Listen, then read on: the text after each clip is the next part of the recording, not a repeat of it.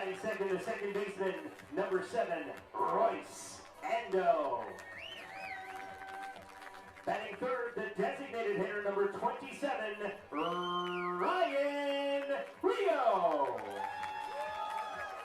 Batting fourth, the right fielder, number 54, Christian Kozemka. At third base, batting fifth, number 13, Marcel Lacasse. Batting sixth, the catcher, number 5, Josh Cote. Batting seventh, the first baseman, number 33, Dom Morea. In left field, batting eighth, number 34, James Anderson.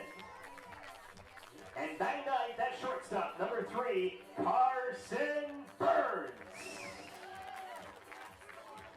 Pitching this afternoon for your Baycats, number 37, Christian Mullen.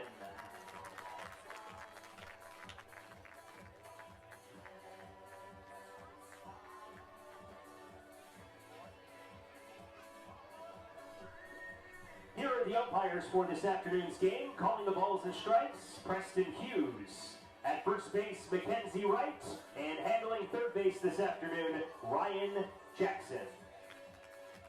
Fans, can you please rise if you're able to, and kindly remove your hats.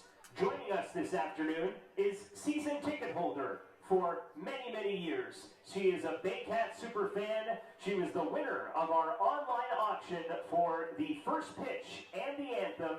Baycats fans, please welcome Tammy Bedford. Oh, Canada, our home and native land, true path of love, in our command, with glory hearts we sing, thee rise, the true north strong and free, from far and wide, oh Canada, we sing of God for thee. God keep our land glorious and free. Oh Canada, we stand on God for thee. Oh Canada, we stand on God for thee.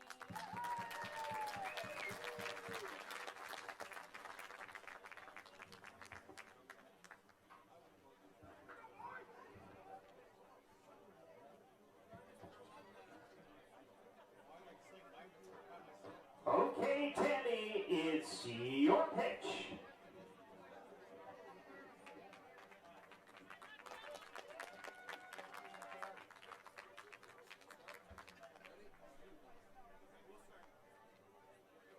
Live from Vintage Throne Stadium in the township of Springwater, it's inter-county baseball this afternoon. The Brantford Red Sox will square off against the Baycats on this Sunday afternoon matchup on Baycats TV and Rogers TV in Barrie.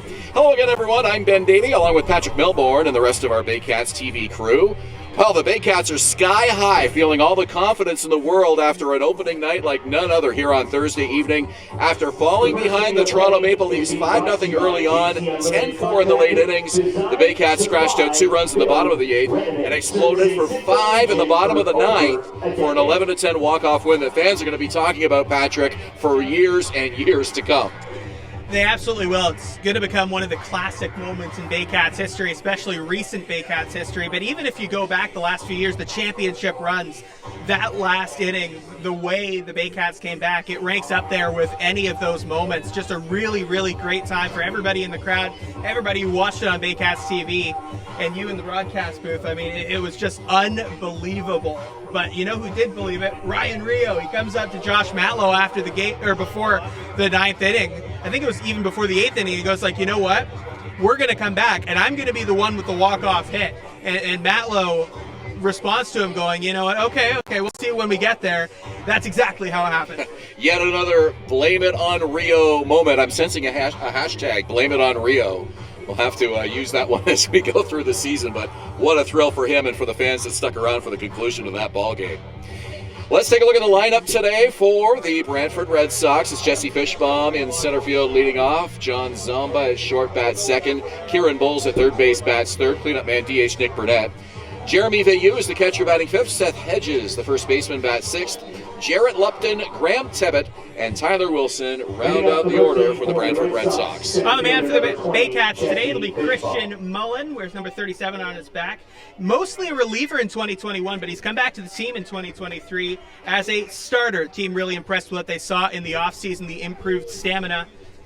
He had a 4.82 ERA in 2021, 21 strikeouts, 10 walks. You'll see a fastball, a slider, and a change. We'll see what counts he uses them in as we get started here today, Ben. First pitch hit on the ground foul. We're underway at 3:12 on a beautiful Sunday afternoon at Vintage Throne Stadium, 18 degrees under sunny skies.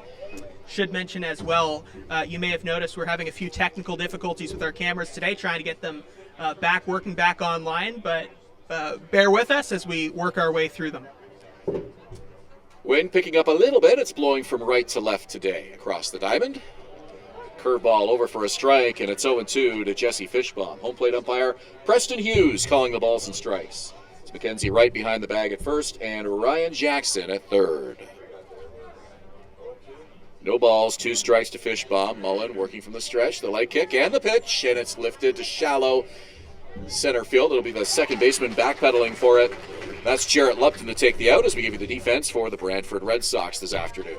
Let's give you the defense for the Baycats. The Baycats, excuse me. Let's do that first. James Anderson in left field. Starlin Rodriguez moves over to center field in this game, and Christian Kazemka, who played left in the opener, over to right now. In the infield, it'll be Marcel Lacasse making his season debut at third base. Shortstops Carson Burns getting his first start. Ando back at second base after a 3-hit game in the opener. Dom Maria gets his first start at first base this year. Josh Cote, he'll be up behind the plate for Mullen. And a line drive to first, and it's caught by Dominic Maria. 2 out here for the Red Sox in the top of the first inning. First batter there, Fishbaum, was jammed, and that one, he got decent contact, but it went right to the first baseman, Maria.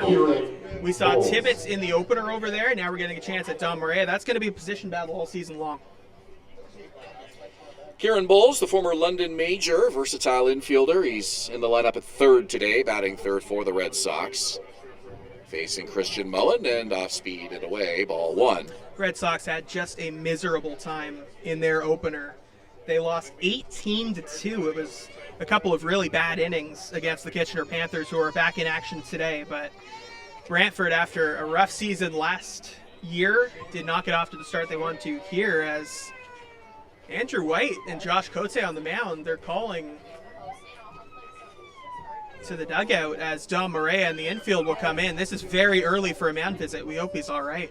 Well, the pitch was quite a bit outside, and maybe a little something happened on the release of that pitch. It obviously didn't go where he wanted it to go. And that's the trainer, Kat Zindaris, coming out to the mound as there's something wrong with Mullen.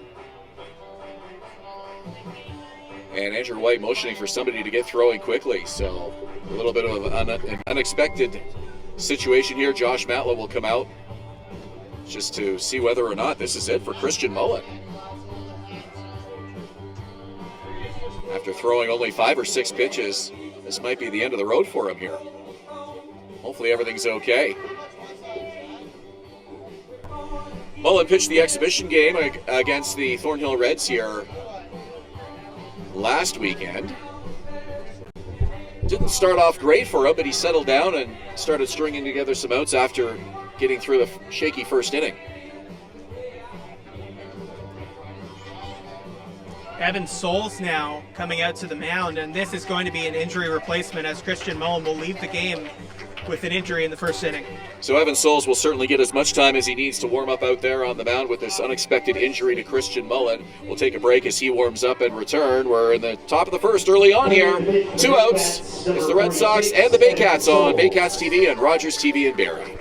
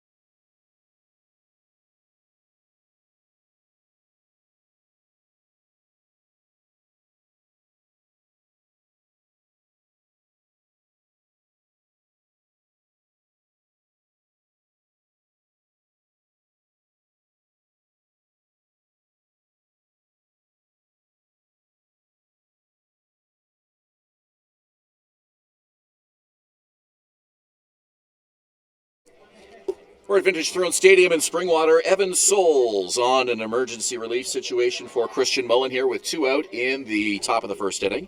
It's brought to you by JC Unlimited Contracting, design, supply, build, renovate, servicing Simcoe region for over a decade. First offering on the way from Souls. Fastball misses high and away. Mullen throwing just 5 pitches, recording 2 outs, so 2/3 of an inning. Yeah, got off to a great start, but clearly felt something as he left with a pretty serious injury, and I hope he's all right.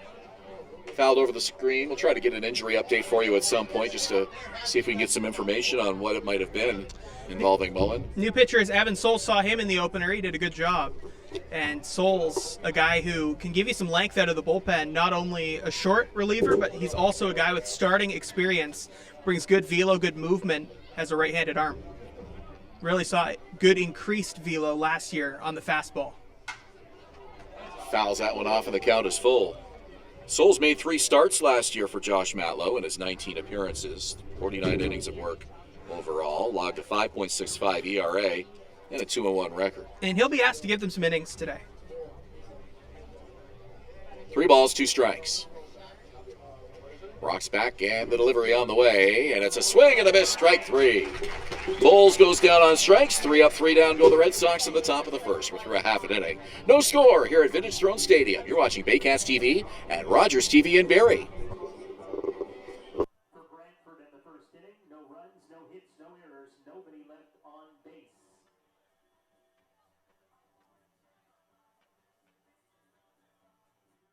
Premier North Windows and Doors is a proud supporter of the Barrie Baycats, locally owned and operated and specializing in window replacement and door installation. Simcoe County's #1 choice for windows and doors. Classic Car Wash, customizing your car wash experience using high-quality products. Their team of experts will make sure your car is shining like new when you drive away. Give your car the VIP treatment it deserves at Classic Car Wash in Barrie.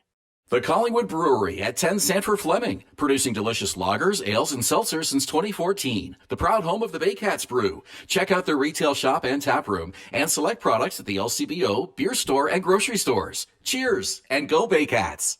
Hi, I'm Debbie Wilkes, owner of Insightful Living and licensed provider of Brain Echo Technology, which aims to calm and balance the brain. If any of these troublesome things are troubling you, then I'm talking to the appropriate person now. Don't forget to mention the Barrie Baycats to get your 30% off your first session.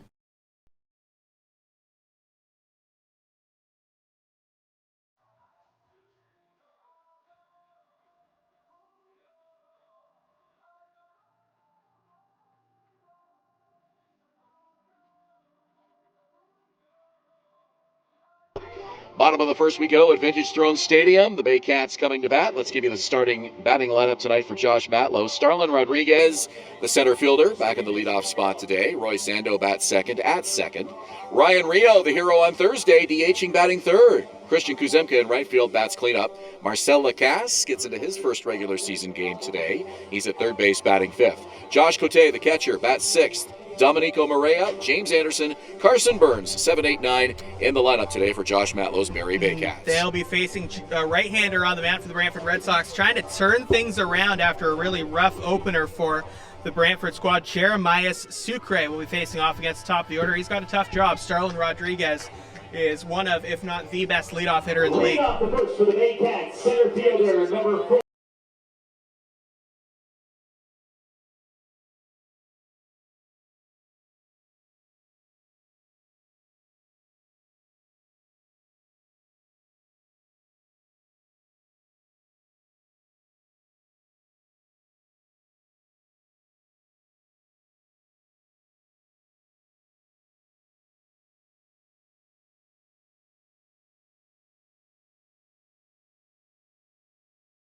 Of Parksville, BC, and he joins the Red Sox, as you mentioned, after playing for London last year, and he can pitch when needed as well, and has been behind the plate on a few occasions.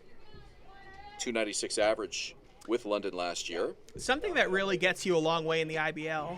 That's strike three. Bowles down on strikes. Good morning, good afternoon, good night from Evan Souls. Something that gets you very far in the IBL is versatility defensively. If you're able to play multiple positions, you're much more likely to be able to get into the lineup every single day. Well, it goes without saying, and that's why there always seems to be a spot for guys like James Anderson and Brant Fianfonte and other guys on the Baycats who have that versatility. Marcella Cass, that's up and in. Nick Burdett, the designated hitter now. First official at-bat after walking in the second inning. I've lost 3 innings. Pops it up really high, moving over Morea, calls everybody off. Souls runs out of the way. Cote runs out of the way.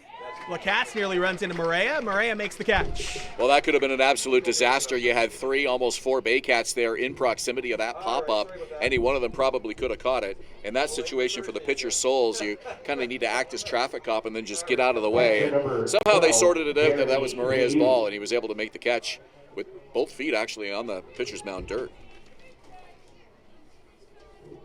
Third inning was brought to you by Phaetron, by the way. Fourth inning brought to you by Clarkson Bins and Junk Removal, the local source for simple, clean, and reliable disposal, bin rental, and junk removal services. First pitch of ball to Jeremy Veilleux. Here's the 1-0, and that's outside.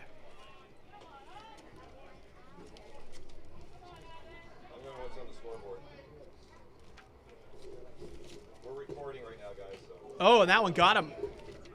Got him on the hands. Not a place you want to get hit by a pitch. And now the umpire, the home plate umpire, saying he didn't get hit. Saying maybe it was a foul. Second time in 2 days an IBL hitter has had a problem with an umpire not calling a hit by pitch if that's the case. Well, Veilleux holding out his hand, but it's not like there's any evidence. He's got a batting glove on there, so I don't know what he thinks he's showing the umpire. But and he's saying he didn't get hit. So now the umpires are going to have a conference. This is Preston Hughes, Mackenzie Wright, and Ryan Jackson talking it over. Well, if he didn't get hit, he sold it well. Well, it sure sounded like he got hit. I guess it could have hit the end of the bat barrel, but it did look like he got hit by the pitch to me. That said, if you're hit on the hand by that angle, you would think he'd react a little bit more because it's such a fragile area. But they're going to give him the hit by pitch. Veilleux down to first base. Number 70, Seth Edges. Just the third base runner for the Red Sox this afternoon. They're still looking for their first hit of the game. 2 walks and a hit batter. So it goes much more drama-free than yesterday's game in London. That's outside. Yesterday's game in London, they had a similar situation where one of the hitters, I forget who it was apparently hit by a pitch. The umpire said he wasn't hit by the pitch, and then he took a little longer than usual to get back in the box, and the umpire called him out. Majors fans were not happy about that, and you can kind of see why. Well, we don't have the pitch clock in the IBL, so I think that's kind of what probably upset them on that. And especially if he legitimately was hit, he may have wanted a little bit of time just to sort of, get the blood circulating back again and settle in for the at-bat. But a situation like that, I would think the umpire would have to give him a warning. 3 balls and no strikes to Seth Hedges, the first baseman. Now it's 3-1 after that swinging strike. You can't just call him out when there's no pitch clock, can you? Umpire's discretion, I guess. I wouldn't have thought so. Never seen that in this league before. And hopefully we won't see that again. Cut on a miss. Souls fights back to 3-2. Great pitching by Souls. Hedges just unable to catch up to that fastball.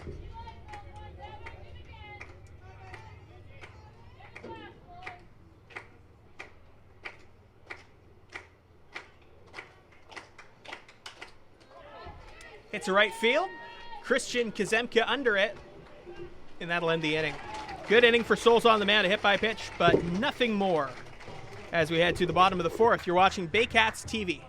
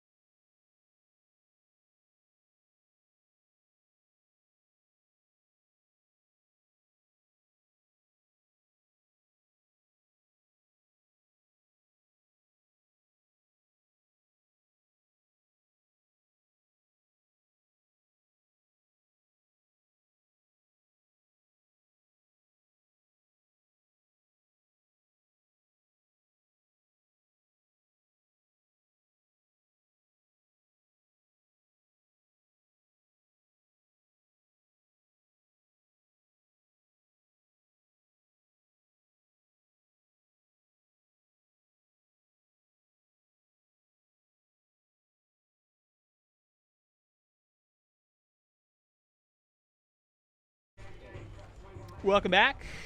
Bottom of the fourth inning, Christian Kazemka stands in. It'll be Kazemka, then Marcel Lacasse, and Josh Cote. Kazemka flew out to right field his first time up. Action in the bullpen, by the way, for the Red Sox. We'll get you more info on who that is. But Sucre still out there on the mound right now, trying to complete his fourth inning.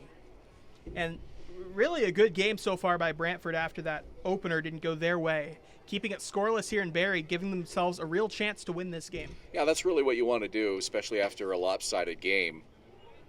And Jeremiah Sucre has certainly given his team every opportunity here to get that first W of the season under their belt. Still early innings, but at least getting the first few under control here for the Red Sox. Starting to get to the middle of the game. 3 hits for the Baycats, but they have not been able to get anybody past first base yet, so very efficient pitching by Sucre on the mound with and without runners on. And Brantford still looking for their first hit of the game. And that's a 4-pitch walk to Christian Kazemka. Fourth base runner for the Baycats off Sucre this afternoon. 13, Marcel Lacasse.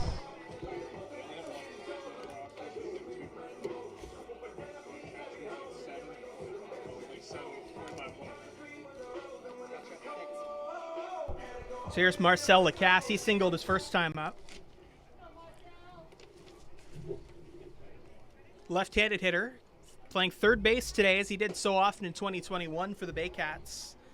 Last year he caught a little bit more. He also played in the Frontier League for a stretch of time, was mostly the catcher for the teams he played for in the Frontier League. Yeah, only got 6 games under his belt with the Baycats last year, unfortunately, but got that opportunity in Quebec, so he went out there to take advantage of it. Count now 1-1. Baycats, without Lacasse on the roster, turned to Brendan Colley, who did a good job, and he's in Thornhill this season. We'll see if the Baycats call on Colley within the next couple of years. Still a very young player, and learning and developing as a player, maybe a future Baycat. Yeah, Colley got a chance to come back here and catch up with his former Baycat teammates with Thornhill in that exhibition game here on Saturday last weekend. Hit a home run in Thornhill's game after that. Oh, I didn't know that. Yep. Well, we wish him all the best, and certainly we may see him back here again at some point. We also wish the best to their pitcher, Chadwick Cameron, who is dealing with an injury that it looks like it might be season-ending. So we wish the best for a quick recovery, and hopefully it's not season-ending for Chadwick. Count now 3-1. Now 3-2. Good pitch. Chadwick pitched in that game against the Baycats in Thornhill, or in Barrie for Thornhill. And those two teams are very friendly. If you keep an eye on Thornhill's roster, you might be looking at several future Baycats. Fouled off by Lacasse. And former Baycats like Michael Cicchetto, who was with that Thornhill team here last weekend. We actually have an update on Michael Cicchetto. He was with Thornhill at that point, but since then he has been signed by the Guelph Royals. So he's in Guelph now. IBL veteran, was a Maple Leaf at one time as well, so he's been around the league quite a bit. Fouled away. Cicchetto played last season in Thornhill after leaving the Baycats about halfway through the year. And he's been signed, now going to get another opportunity for the Guelph Royals team that the Baycats will be seeing very soon. I believe the second road game of the season for the Baycats is in Guelph. The first one's in Hamilton. 3-2. Lacasse pops it up. It'll be the third baseman, Kieran Bowles, the former major under it. One away. Well, great pitching by Jeremiah Sucre. Just trying to breeze through these early innings here for the Brantford Red Sox as a right-hander continues to throw. But they'll certainly try to get as many innings out of him as they can. That's good walk-up music for Josh Cote. Cote really impressed everybody when he made his season debut last year against these Red Sox. In Brantford, he hit 2 home runs in his debut. Is that another one? Left field. Way back there on the wall. It's going to be off the wall. Rounding second and heading to third is Christian Kazemka. He's rounding third. Throw to the plate is a little bit offline, but in time, and he is safe! Josh Cote, the double to score. Christian Kazemka, 1-0 Baycats. Well, you heard an audible gasp in this crowd when Kuzemka rounded third as Andrew White, a gutsy call to send him around all the way in, and White trusting the speed of Kuzemka to get there, and sure enough, he just beat the throw. And Barrie getting on the board first here, and we'll see how important that run ends up being as this game unfolds. Nice bit of hitting by Josh Cote, and we mentioned that wind blowing from right to left. Might have kept it in the ballpark, who knows? It's more of a directional wind from right to left, but could have held it up a little bit longer than it otherwise may have. Ryan Mountcastle hits all the time against the Blue Jays. Josh Cote hits all the time against these Brantford Red Sox. Here's Dom Maria. The power of Josh Cote there, and you alluded to the 2 home runs and the 4 RBIs that he had in just 6 games last season, and certainly the Baycats would love to see more of that here in 2023. Morea's 0 for 1. Flew out to Jesse Fishbaum in his last at-bat. Cote's on second, has good speed for a catcher. That's up and away, a pitch out. 3 hits for Cote last year, 2 of them home runs. The average just 125 in those 6 games, but 2 homers, 4 RBIs. Certainly impressive for the limited action that he got. That throw to the plate just a little bit offline, and that's why he was safe, because it was in time-wise. But the fact that Vayu had to go to his right just a little bit meant Kazemka could score. Cat now 1-1 to Dom Maria. Such a gutsy move by third base coach Andrew White to send Kuzemka in. Paid off, and he looks like a genius. Cat now 2-1. It was one big inning that changed the game for Brantford in their opener. That was against Kitchener in Brantford. Hoping to avoid a big inning here. Baycats hoping to have the big inning. Here's the 2-1. There's a strike.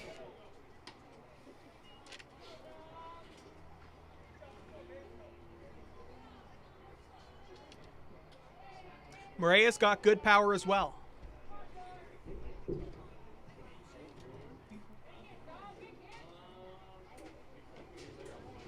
Two balls, 2 strikes. Pitch from Sucre, down and in. And now the Red Sox bench yelling at the umpire, who they're already not happy with, because you would think the consensus there is that Kazemka was safe at the plate. Yeah, they thought that should have been a called strike 3, and certainly letting the home plate umpire hear their displeasure on that. On the ground. 4-3. 2 away. And now, running from the bag was the first baseman, Seth Hedges, as Cote advances to third on the ground ball.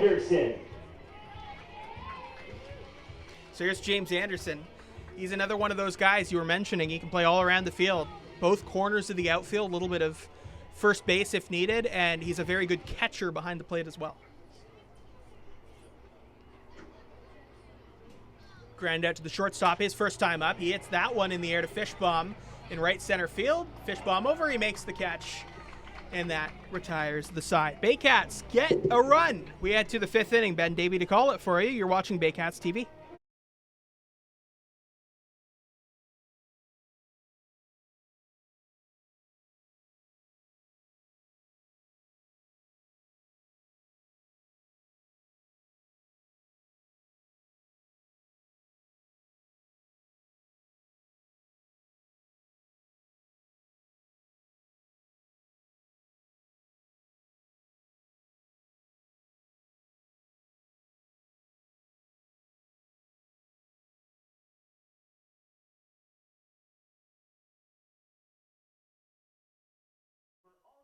Danielle May Real Estate, supporting the Barrie Baycats and ready to help with all of your real estate questions. What is your home worth? Should you sell now or wait? Danielle is dedicated to your success. The next time you think real estate, think Danielle May.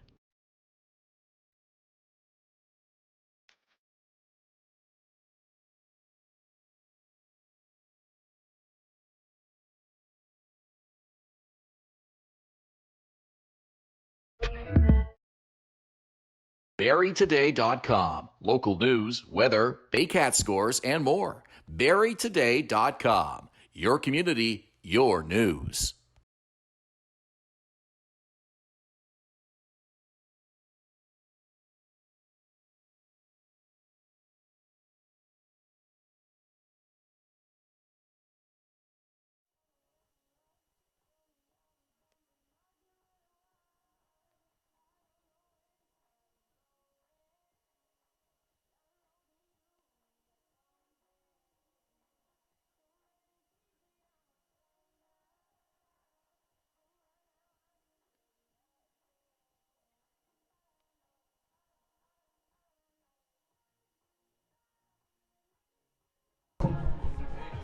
Welcome back to Vintage Throne Stadium. It's a 1-0 Barrie lead over the Red Sox in the top of the fifth inning.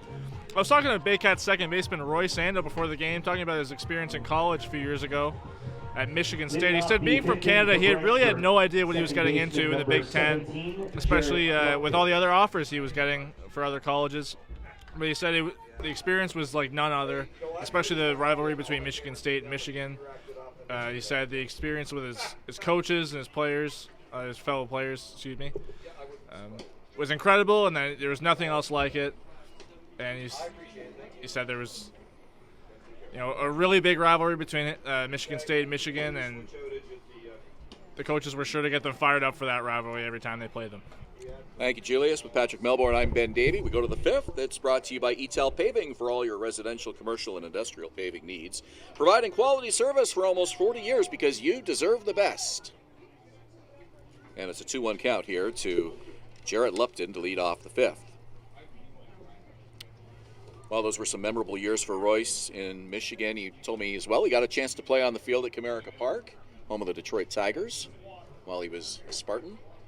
Yeah, the Tigers are out of your fan free agency bracket, right? You're captivated by this, aren't Well, you? I like it. I like the idea. I heard you guys talking about it. So, yeah, I declared myself a Major League Baseball fan-free agent. I'm a Baycat fan first and foremost. Everybody knows that. But Yeah. I have a Major League team as well, as do you, and usually it's the White Sox. But this year, that team just seems to be a disaster. So I declared myself a free agent, and I've got a list of 9 teams that I'm considering. Yeah, I was bugging you about that a little bit, and I was bugging you about your scorecard, which is really, really funny because your scorecards are way better than mine. First base hit of the afternoon for the Red Sox. Lupton is aboard. Right fielder number 27, Graham. So there goes that little storyline as the duo of Mullen and Souls had no-hit the Red Sox through 4 innings today. So no need to jinx anything now by mentioning that.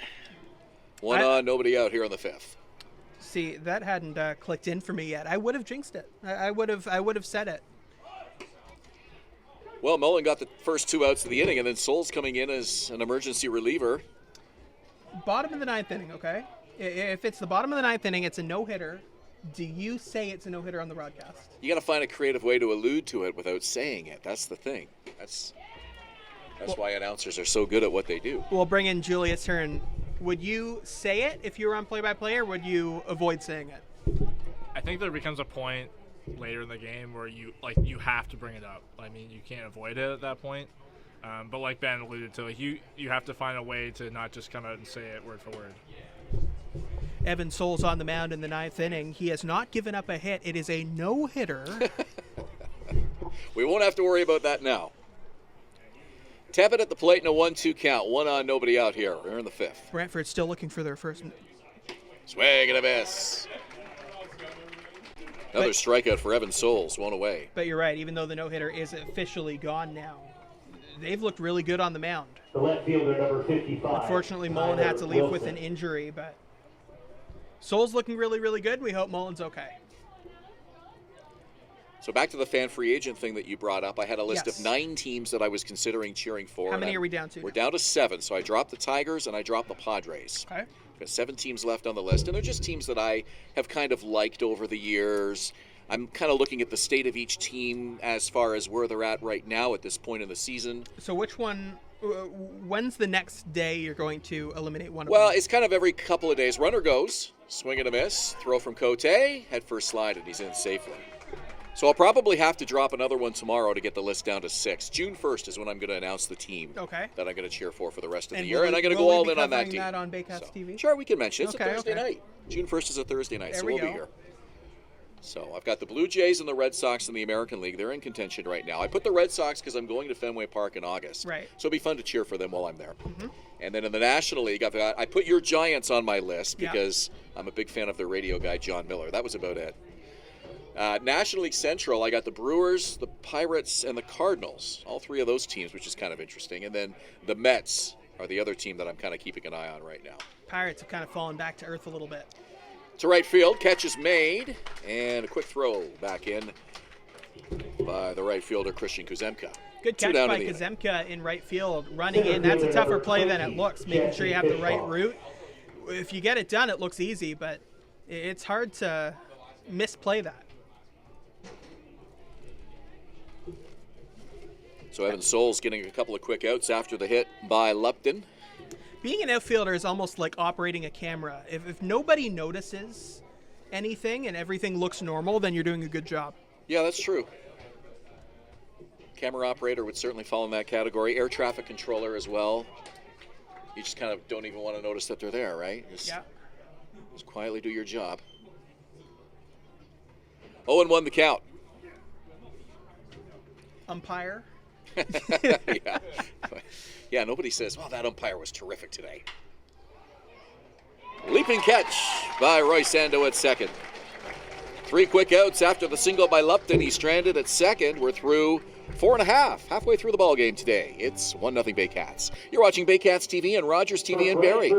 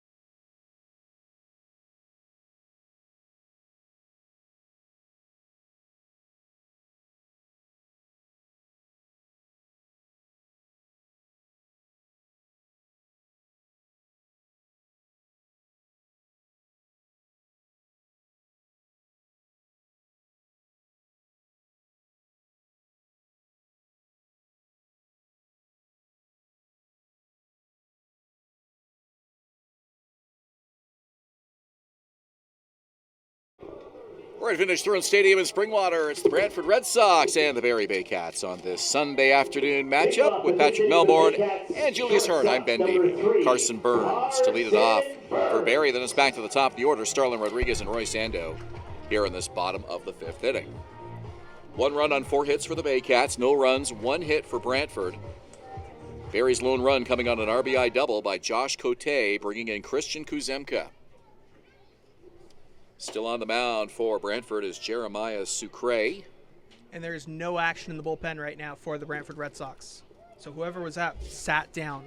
I'd love to tell you the name. We got the number, 45, but not on the roster page at the moment. So 1-1 the count to Carson Burns. Burns from Orangeville mentioned to us that a new baseball facility just opened up over there in the past year, and Carson got to spend a lot of time there over the winter, stayed active, and keeping in shape for the 2023 season. Swings and misses, strike two. Got a job as a firefighter over the offseason. So the latest on a long list of Baycats with history fighting fires. Burns said he had to do a lot of training before they hired him, and he's hoping maybe that extra hard work will translate into some power at the plate for him. 3 home runs last year. He's going to have to change his last name to something like Anti-Burns then. I didn't even realize that. You're right.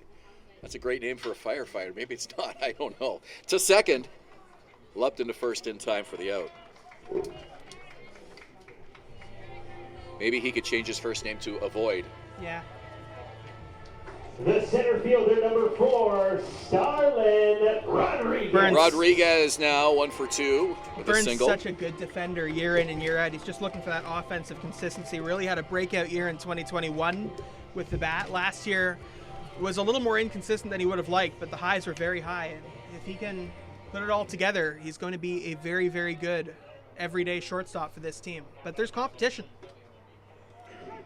First pitch a strike. Rodriguez thought that might have been a little bit tight, but the call is made. With Roy Sando and Marcel Lacassiere, there's only so many spots. And, of course, Owen Jansen not in the lineup today, but he was an all-star last year. So these guys are going to have to really outperform each other to be in the lineup every single day. So there's going to be some within-team competitions. Yeah, that's not a bad problem for Josh Matlow to have. No, it's not. Plus, you have the DH spot. On the ground left side, and that's going to get under the glove of the shortstop, John Zamba, and into left field. Wide turn by Rodriguez, but he wisely stays put. Of course, the DH spot introduces more competition because you have Ryan Rio there most days, but he can also play first, which gives more competition to both Josh Tibbetts and Dom Maria. So, yeah, you basically got 3 guys that can all play that spot, that DH first base tandem. Roy Sando, a 1 for 2 afternoon. So 1 on and 1 out here in the 5th inning. Baycats looking to add to a 1-0 lead. Rodriguez with a big lead at first does not go, and it's a called strike. Baycat fans loving these new Baycat uniforms, especially the home whites that we've seen now back-to-back games, and the names on the back of the jerseys. First time the Baycats have had those. brand new partnership. VMF Sportswear, the new official jersey provider of the Barrie Baycats. They have some really great merchandise, and the merchandise booth here for the Baycats looking better than ever. Wide selection of jerseys and hats and other souvenirs that you can pick up this season, so be sure to check it out. Now they got Rodriguez picked off. They fake the throw, and the tag is made. And Rodriguez is out. John Zamba making the tag. So that'll be 1-3-6 on the putout. Rodriguez picked off. That's a big out. Certainly is. Changes this at bat now for Ando. Nobody on and 2 away.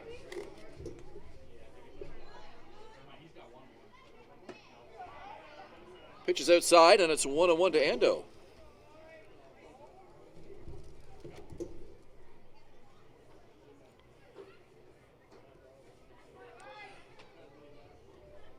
Roy said he was really excited to see some of the new Baycats take BP this year, and really feels like they've got a lot to add to this core group. Lots of off-field excitement. They've got an online group chat, and Ando said everybody was really positive, really optimistic over the winter months about this club. It's a good group, both on and off the field.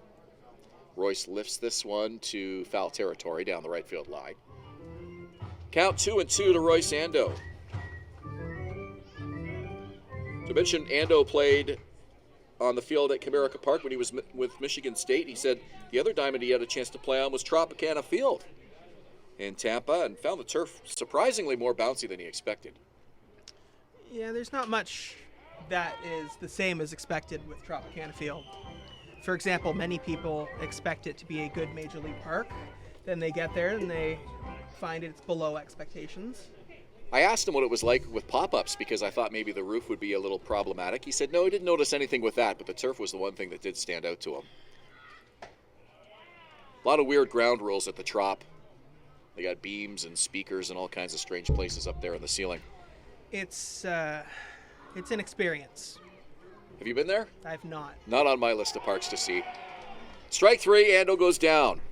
So the pickoff to Rodriguez, and the Baycats go down 1-2-3 here in the fifth. We go to inning number 6 at Vintage Throne Stadium. Baycats clinging to a 1-0 lead here on Baycats TV. No errors and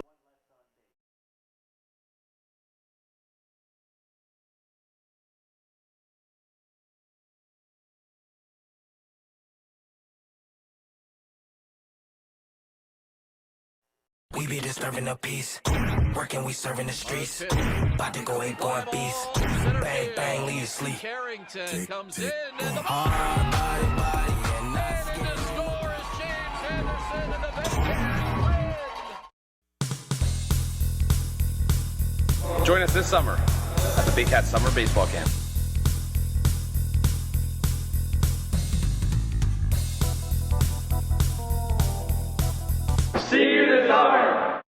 Premier North Windows and Doors is a proud supporter of the Barrie Baycats, locally owned and operated and specializing in window replacement and door installation. Simcoe County's #1 choice for windows and doors. Classic Car Wash, customizing your car wash experience using high-quality products. Their team of experts will make sure your car is shining like new when you drive away.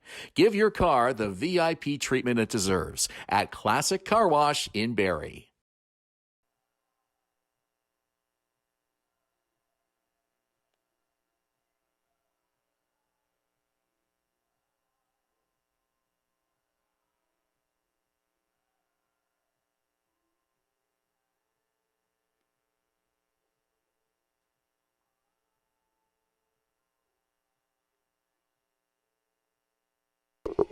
Sixth inning here at Vintage Throne Stadium. It's a 1-0 Baycat lead. A low-scoring pitchers duo here between Evan Souls and Jeremiah Sucre. Souls on a relief of Christian Mullen, who threw just 5 pitches today before leaving the game with some arm problems. Not a lot of detail for you, unfortunately, on that, but just taken out of the game as a precautionary measure. First pitch fouled off by Zamba. So Souls' ask today was to go deep into the game, provide what was essentially a start, because even though he's a reliever right now, he's a guy that can start. So out of the bullpen, he was asked to be the long man. He's done a very, very nice job. If he can get through this inning, they have a lead. They can go to a combination of something like Hillier, Cox, Grieveson at the end of the game. Well, he's allowed just 4 base runners and only 1 hit, so really can't ask for anything more than he's done. This one is hit high in the air to center field, and that'll hang up long enough. And the catch is made by center fielder Starlin Rodriguez for the first out of the inning. Talking to Julius Hern last game, he mentioned he had actually played against Souls and described the experience as not fun. Let's hear from Julius. It was not fun at all. I think it was here, actually. I think we actually played him here. And he had a ton of movement. I mean, for his age at the time, a rocket arm. It was just overwhelming, I would say. And his velo has only gotten quicker since then, because we saw a noticeable increase in velocity last season from Evan Souls. All that work at the team gym, working with the team on the field, it's really paid off. Well, you could see it when we saw Souls for the first time following the offseason a couple weeks ago, just that extra muscle that he's added. Baycats are hoping he's going to be a part of this team for a very long time. Hey, if you're coming to the game on May 25th, don't forget the Baycats have the game day shuttle this season. They did it for the home opener as well here on Thursday night. This one hit to second. Ando with an easy play to first, and there's 2 quick outs here in the 5th inning, or the 6th inning. The shuttle is free with your game ticket. You can pick your tickets up, of course, online, seatgiantevents.ca. And that shuttle leaves the south end of Barrie at Park Place on game days on select nights throughout the season at 6:45, and then there's a few stops before arriving at the ballpark at 7:20. So you'll be here in time for the game, get a free ride there and back, and a chance to enjoy some Baycats baseball here without the hassle of traffic and parking. Talking about long-time Baycats, they're hoping Souls will be one, but someone who was with the Baycats years and years ago, Paul Spoljaric, his son's now on the team, if you missed it, Garner Spoljaric, entering his first season with the Baycats. I got a chance to cover Paul's final season with the team. back as a young reporter with the Barrie Advance at the time, and Paul, he was an impressive pitcher, major league pitcher as well, and he teamed with Angus Roy to be at the top of the rotation that year, and now we'll see what his son can bring with the Baycats. Going to be exciting to watch. He's got a couple of sons, and they're both good pitchers. 2 balls and 2 strikes here to DH Nick Burdett. 2-2 on the way from Evan Souls. Here it is. Swung on a missed. 3 up, 3 down go the Red Sox. We go to the bottom of the 6th. Barrie clinging to a 1-0 lead on this Sunday afternoon. You're watching Baycats TV.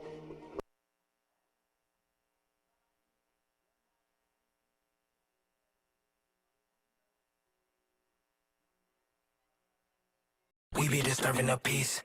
Working, we serving the streets. About to go 8 going beast. Bang, bang, leave you sleep. Carrington comes in and the Hard body, and that's the score is James Anderson and the Baycats win. Join us this summer at the Baycats Summer Baseball Camp.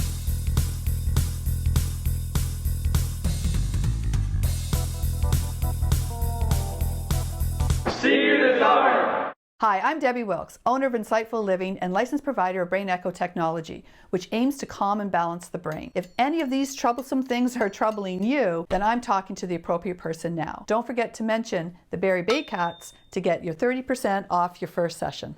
Danielle May Real Estate, supporting the Barrie Baycats and ready to help with all of your real estate questions. What is your home worth? Should you sell now or wait? Danielle is dedicated to your success. The next time you think real estate, think Danielle May.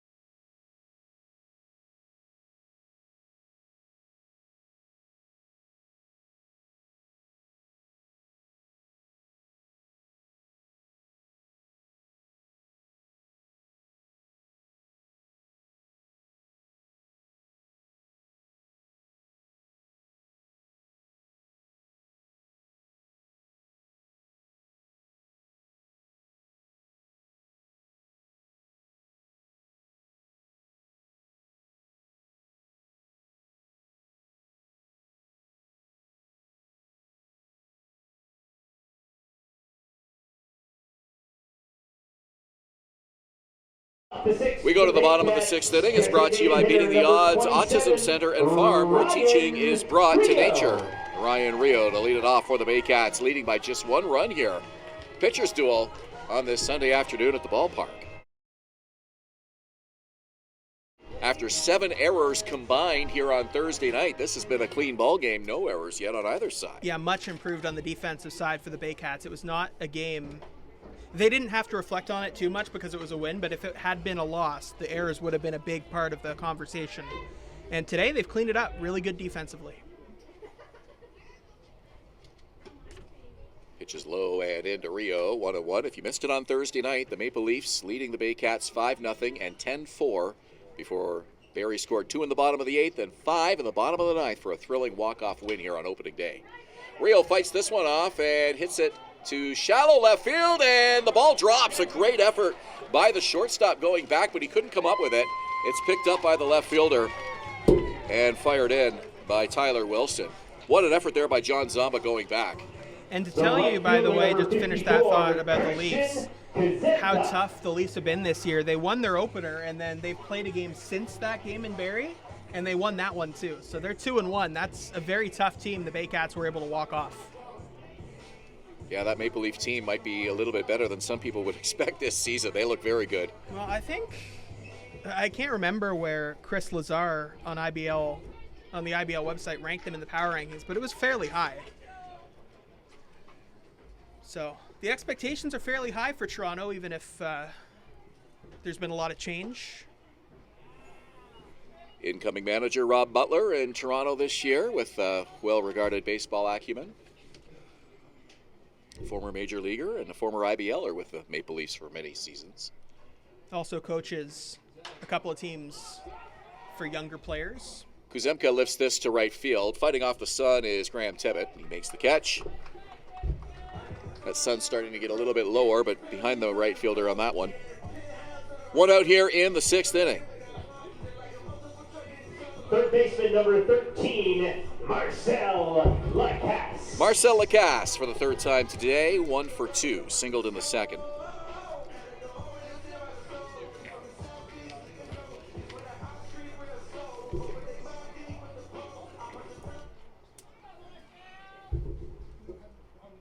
Rio the runner at first. Lacasse first pitch swinging, and he fouls it off. Right side, 0-1.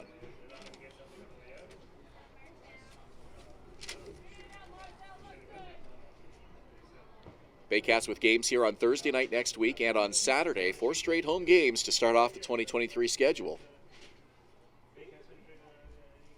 Pitch on the way. Same spot, fouled off.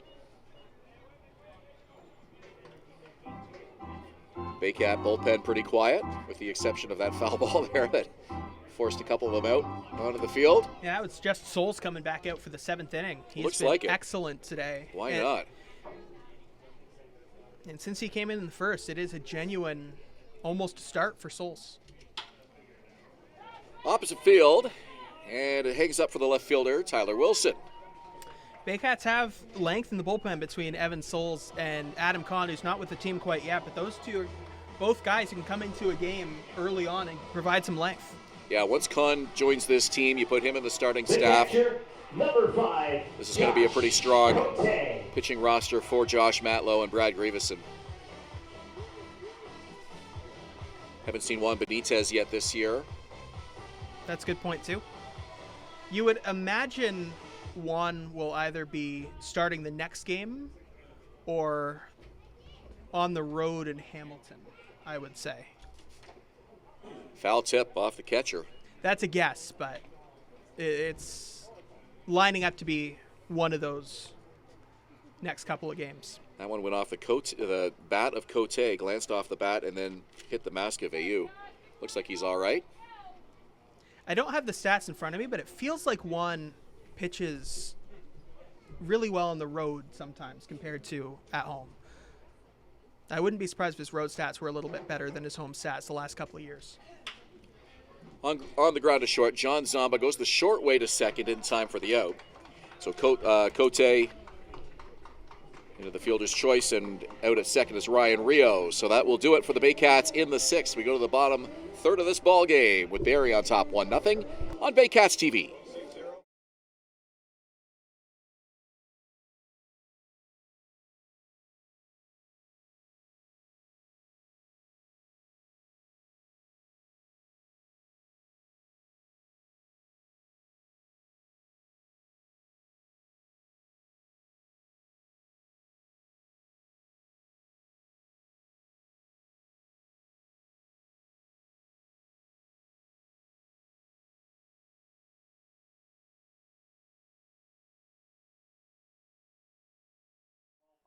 The Collingwood Brewery at 10 Sanford Fleming, producing delicious lagers, ales, and seltzers since 2014. The proud home of the Baycats Brew. Check out their retail shop and tap room, and select products at the LCBO, beer store, and grocery stores. Cheers, and go Baycats!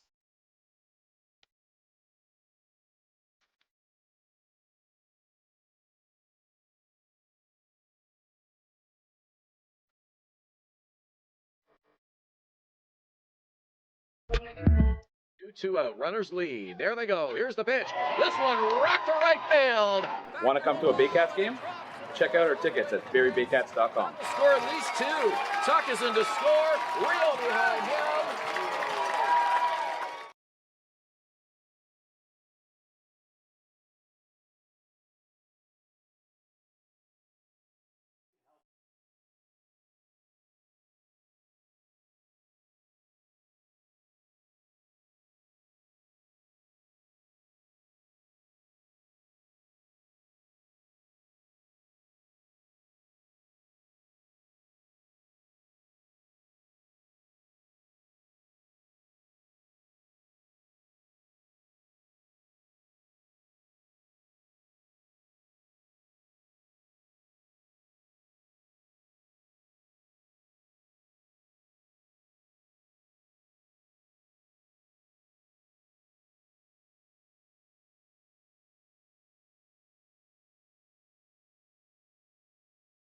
Back live at Vintage Throne Stadium, we head to the 7th inning. It's brought to you by United Way Simcoe Muskoka, making poverty unignorable. To learn how you can help, you can visit uwsimcoemuskoka.ca. On the mic for inning number 7 is Patrick Melbourne. Thank you very much, Ben Davy. Jeremy Veilleux standing in against Evan Souls, who indeed returns back to the mound. And he takes a close pitch for ball 1. It'll be Veilleux, then Seth Hedges, and Jarrett Lupton. Still nobody up in that bullpen, as that's fouled right back to the screen.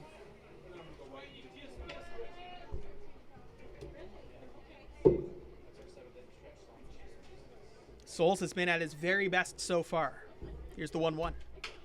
On the ground, Lacasse fields it, throws on to first, gets away from Maria. That'll go all the way into right field. Veilleux running around second. Brantford's bench chanting for him to go to third. He'll get all the way to third base. That will be a multi-base error for Marcel Lacasse throwing to first base. And that can't happen. Well, Jeremy Veilleux showing some good speed for a catcher, getting around second all the way to third, and that ball really kind of went into no man's land and all the way down towards the Baycat bullpen. Nobody down there to retrieve it. By the time they got the ball in, Veilleux was halfway to third base. 71st pitch for Evan Souls that was, and when I say that can't happen, I'm sure Marcel Lacasse will be the first one to agree with that. He is a plus defender, and that ball just got away from him. And now Souls dealing with a runner in scoring position for the first baseman, Seth Hedges. Hedges really does not have a lot of IBL experience. This is only his second game. He's 0 for 2 today. Lefty hitter against the righty Souls. Runner Veilleux taking his lead off third. First pitch fouled away. And it looks like we've got a pinch hitter for Hedges. It's number 5, Spencer Voisin. Yeah, well spotted. I just spotted that as well. So, Voisin wearing number 5 today. Lefty.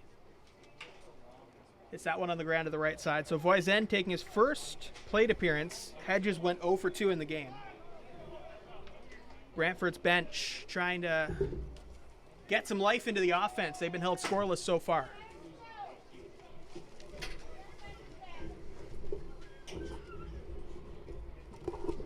Pitch number 74 from Souls. Got him.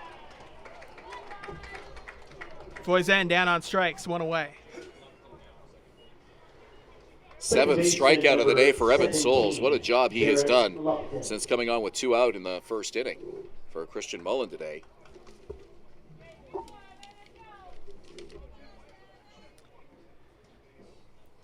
Lupton 1 for 2. Hard contact. Nice grab by Maria. Steps on the bag. 2 out. Well, that was a really tough play by Maria, and especially so because the infield was playing in, and Maria was pretty much both feet on the grass. They wanted to make sure that runner at third, Jeremy Veilleux, stayed put, and that's why the infield was playing in, and that really tested the reaction time of first baseman Don Maria, but he was able to come through. So now after an error causes the leadoff runner to go all the way to third, Souls only has to get 1 more out to get out of this inning and keep it scoreless. And now the defense can play back. First pitch of ball.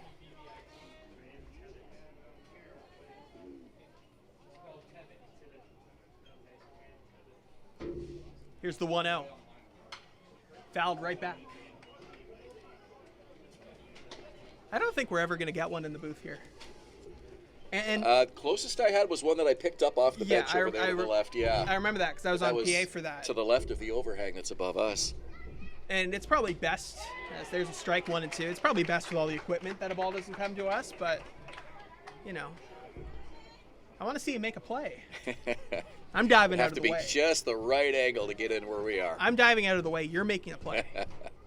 1 ball, 2 strikes to Graham Tebbett.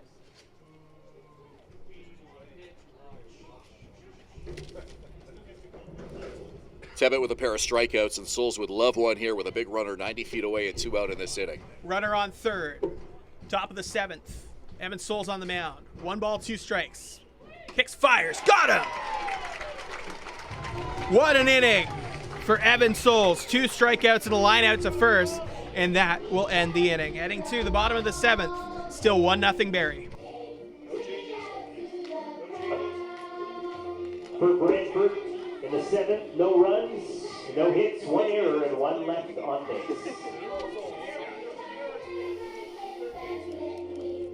What do you got? 0-1-2. Okay.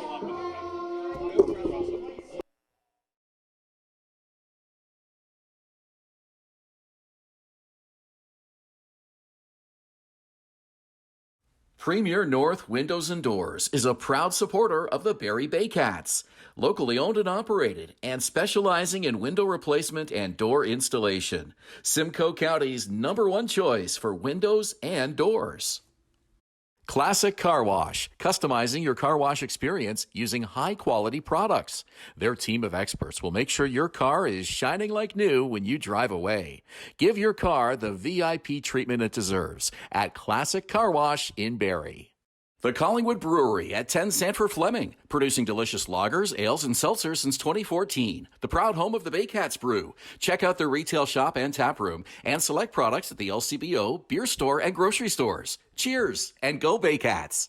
Hi, I'm Debbie Wilkes, owner of Insightful Living and licensed provider of Brain Echo Technology, which aims to calm and balance the brain. If any of these troublesome things are troubling you, then I'm talking to the appropriate person now. Don't forget to mention the Barrie Baycats to get your 30% off your first session.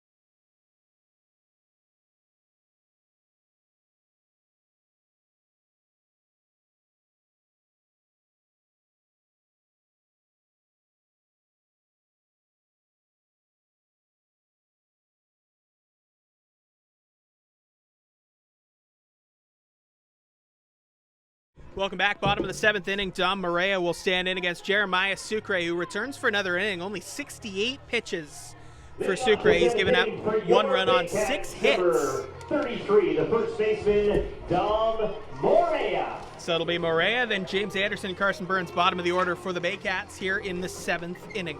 Well, Jeremiah Sucre doing exactly what manager Sean Whiteley needed him to do today, and he's still out there in the late innings of this ball game. After that 18-2 thrashing by Kitchener, different story here today with some great pitching on the mound. Right back to Sucre. 1 pitch, 1 out. He's kept his pitch count low and been very efficient out there on the mound. Just allowed him to work deep in this ball game for his manager. So here's James Anderson. Aiden Russell, by the way, has got up and is warming up in the Baycats bullpen right now. Left fielder number 34, James Anderson. Hey, the upcoming game for the Barrie Baycats, Thursday, May 25th. They'll be facing the Hamilton Cardinals at 7:35 p.m. Eastern Time. It's Healthcare Heroes Night. For more information, head to barriebaycats.com, where you can see all the theme nights over the 2023 season, including Junior Baycats Days presented by Barrie 360, Rock 95, and Cool FM. We appreciate our healthcare heroes so much. Fouled away. And it'll be a great opportunity for us to honor them and for them to come out and enjoy a night of baseball. Defensive change for the Red Sox. We have a new first baseman. It's Spencer Jamieson into the game at first. Seth Hedges started. Spencer Voisin came on as a pinch hitter for Hedges in the 7th, struck out. And now Spencer Jamieson will take over defensively. They said if your name isn't Spencer, you're not in the game right now. That was kind of like Julian with the Maple Leafs here on Thursday.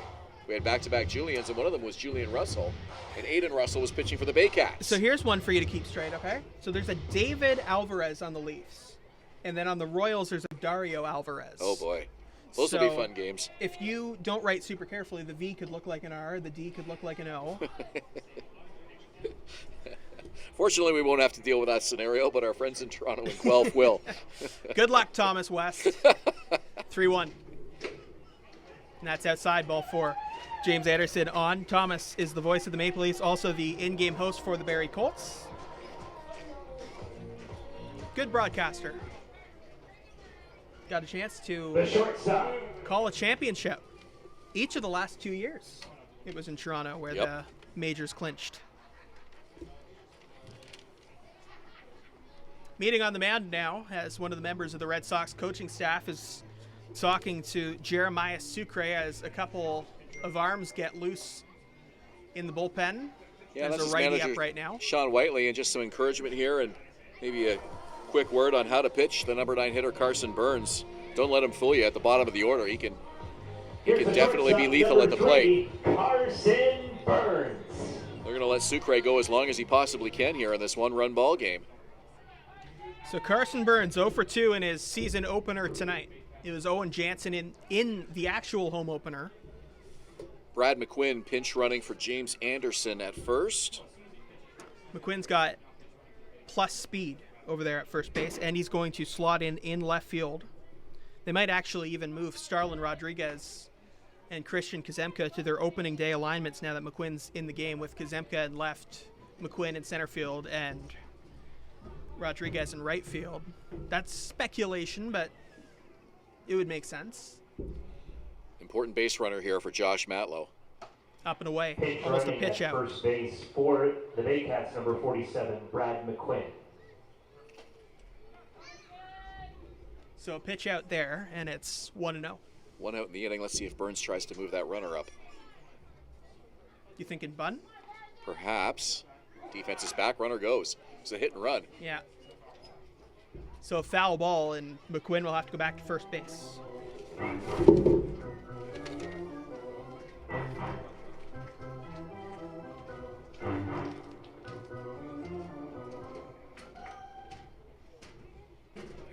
Well, it's back to the top of the order after Burns. You got Rodriguez on deck, Ando, and Rio. Pretty potent top of the order for the Baycats following Burns. 1-1's inside. Runner going. Throw to second is low, and he's safe. So it's a stolen base for Brad McQuinn.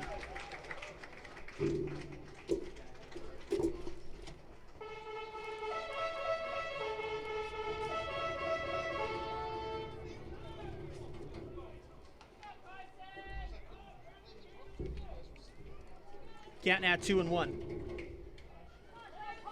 And you wonder if McQuinn will even be going again. Challenge the arm of Jeremy Veilleux. Get that runner over to third, and then a fly ball would score him. That's outside, 3-1. He'd have to be pretty confident. That's an important base runner out there right now in this one-run game with 1 out.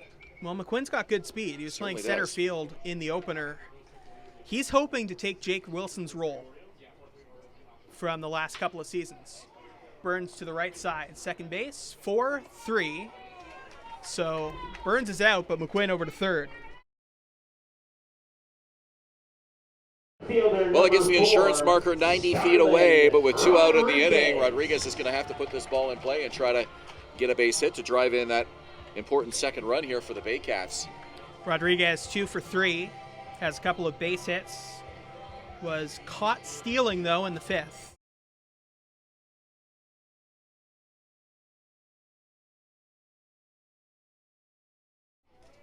Rodriguez, the right-handed hitter, against the right-handed pitcher Jeremiah Sucre. Long hole. Rodriguez ready. Sucre ready. Comes home. That's just low. Sun now coming in from the right field angle. It will impact visibility for the hitters. And the wind has been pretty consistent today, blowing from right to left. Kicks comes home. That one's hit to left field. Way back there. Way out.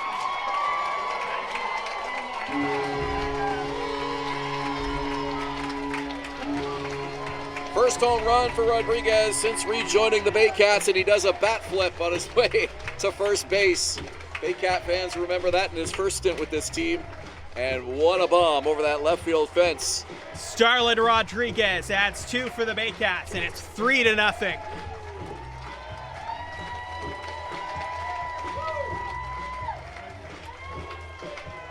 And that was a no-doubter. Looked like maybe a hanging curveball that Rodriguez just got a hold of right over the juicy part of the plate. And Starlin Rodriguez absolutely launched it. And that is the first home run of the season for the Barrie Baycats.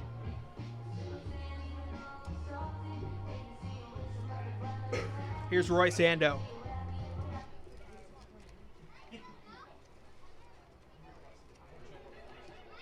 First pitch to Ando, up and in. Oh, they're going to say that's a strike.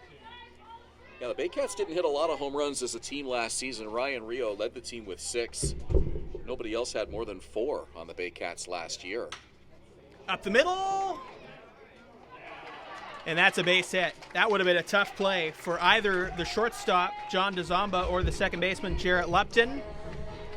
So an infield hit for Royce Ando. And now Ryan Rio. Designated hitter number 27, Ryan Rio. Well, Rio knows that Sucre's getting tired out there on the mound. Definitely he's lost a little bit of velocity since the start of this game. And he'd love to get up there and launch one himself. 2 out in this inning. So Baycats good. looking to make this lead a little more comfortable. So good across the first 6 innings was Jeremiah Sucre. And now hard contact all over the place. Ando will go to third on a base hit by Ryan Rio. Another piece of hard contact off Jeremiah Sucre here in the 7th. Right fielder number 54, Christian Kazemka. A little surprised Sean Whiteley has been so hesitant to go to his bullpen today. I mean, this Red Sox have been right in this ball game going into this 7th inning. We do have activity down that left field line right now, but they're really leaving Sucre in a lot longer than I would have expected. His pitch count getting up there. You would think after the off day that their bullpen would be pretty well rested. It wasn't supposed to be an off day yesterday, but their game was rained out. Here's Christian Kazemka. And Kazemka, left center field, base hit. In to score comes Ando. Rio up to second, 3 straight singles after the home run for the Baycats. Kazemka, Rio, Ando. And now, of the last 6 hitters, 5 of them have reached. Well, Jeremiah Sucre deserved a better fate than he'll get today. His manager, Sean Whiteley, comes out, and I assume he's going to take the ball here. He does. And his day will come to an end. Certainly pitched well and did his team everything possible to win this ball game. But now a 4-0 Baycat lead and looking to add more. We'll take the break. When we come back, we'll tell you more about the new pitcher here on Baycats TV.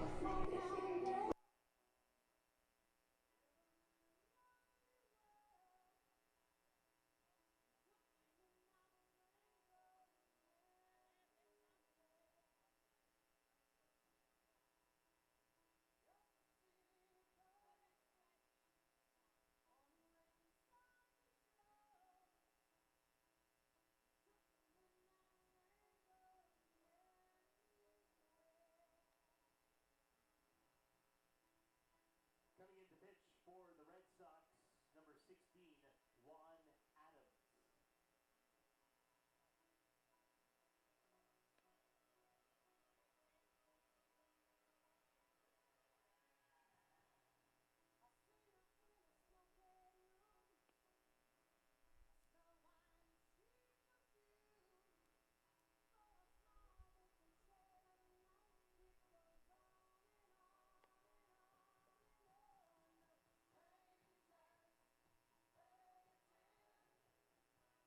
Jeremiah Sucre throws 83 pitches. New pitcher is Juan Adames. We'll tell you more about him in just a moment, but first, with more on Vintage Throne Stadium in 2023, here's Julius Hern. Thank you, Patrick. Yeah, some of the new parts of the ballpark here for fans. If you haven't been out here, definitely come out. Got 2 more home games before our team heads on the road. At Vintage Throne Stadium, we have some outfield bleachers that are new this year. They've moved the banners around so the fence opens up a little bit in the outfield for some folks sitting in the bleachers. You can see we can see some folks out there right now. We also have a 50-50 at the ballpark, sponsored by United Way. There's 50-50 draws at each home game this season. Every dollar raised for the 50-50 draws will be reinvested back in our community by supporting local non-for-profit organizations. They can be ticket at every home game at the stadium or online if you can't make it. And they can be purchased via debit and credit, as well as cash at the ballpark. We mentioned earlier the new sportswear provided by VMF for the team. Features names on the back of the jerseys. That's the first in the IBL. The third baseman, number 13. Really great for fans to start to connect with the players and have some kind of attachment. And there's also sponsors on the batting helmets this year by Georgian Communities. Thank you very much, Julius. Lots of great stuff. And there are fans in those outfield bleachers already. That one gets away from Vayu, and the first pitch from Adames is wild. Up to second base goes Kazemka, up to third goes Rio. Jeremiah Sucre throwing 83 pitches today and on the hook for the loss, although he pitched very well going into that 7th inning. So Marcel Lacasse batting for the second time in as many innings. He now steps out, steps back in. Adames ready. Kicks, comes home. That's on the ground right side, foul. This rally started with a 1-out walk to James Anderson, and he would score on the 2-run bomb by Starlin Rodriguez. Baycats adding another insurance marker on an RBI single by Christian Kuzemka to bring Royce Ando home. And 2 in scoring position with 2 out. 1 ball, 1 strike. Runners on second and third here in the bottom of the 7th. Barrie has a 4-0 lead with 2 out and a 1-1 count. The umpire, Preston Hughes, steps out. Brantford bench a lot quieter after that home run by Starlin Rodriguez.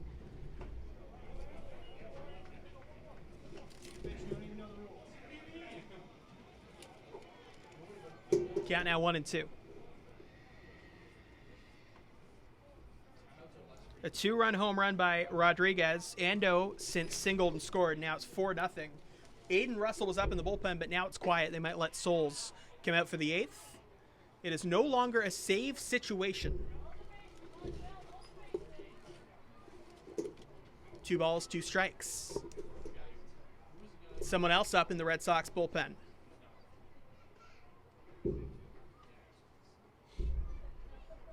Here's the 2-2. That's hit to right center field. And that's Jesse Fishbaum making the catch and retiring the side. But what an inning. Baycats add 3. 4-0 Barrie. You're watching Baycats TV. For the Baycats in the bottom of the 7th inning, 3 runs on 4 hits, no errors, and 2 left on base. Premier North Windows and Doors is a proud supporter of the Barrie Baycats, locally owned and operated and specializing in window replacement and door installation. Simcoe County's #1 choice for windows and doors. Classic Car Wash, customizing your car wash experience using high-quality products. Their team of experts will make sure your car is shining like new when you drive away. Give your car the VIP treatment it deserves at Classic Car Wash in Barrie. The Collingwood Brewery at 10 Sanford Fleming, producing delicious lagers, ales, and seltzers since 2014. The proud home of the Baycats Brew. Check out their retail shop and tap room and select products at the LCBO, beer store, and grocery stores. Cheers and go Baycats! Hi, I'm Debbie Wilkes, owner of Insightful Living and licensed provider of Brain Echo Technology, which aims to calm and balance the brain. If any of these troublesome things are troubling you, then I'm talking to the appropriate person now. Don't forget to mention the Barrie Baycats to get your 30% off your first session.